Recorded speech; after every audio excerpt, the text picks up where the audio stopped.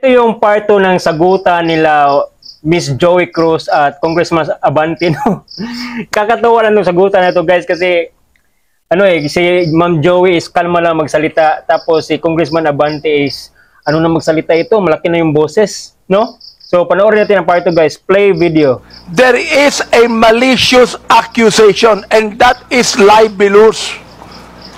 Mr. Chair, if that is your assessment of and that kind of statement, listen, you not will only have libelous, Mr. Chair, dali lang ha, not only libelous, ha, that is also unjust vexation on my part.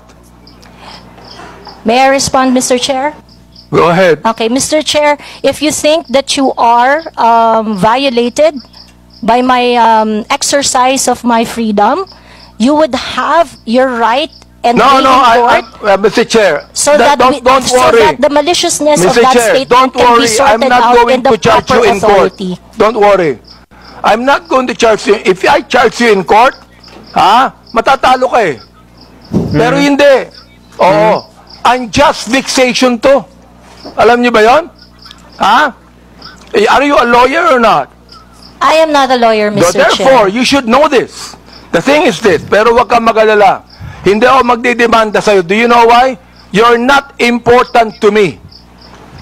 Alright? Ang dahilan lamang, kaya natin ginagawa ito, para magkaroon kami ng idea kung anong legislation ang nais naming gawin. Pero ikaw, you are not important to me. Alright? Oo. Thank you, Mr. Chair. Yan. Kaya, wag kang mag-alala.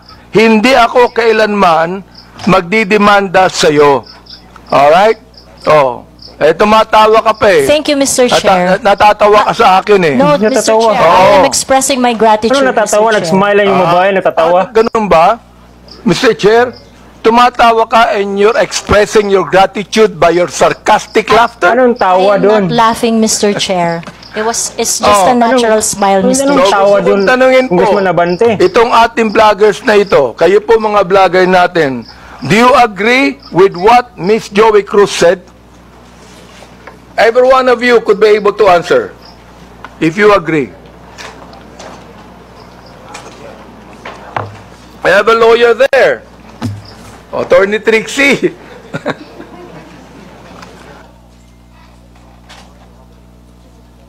Attorney Trixie, you have the floor. Thank you, Mr. Chair. I disagree with Ms. Joey.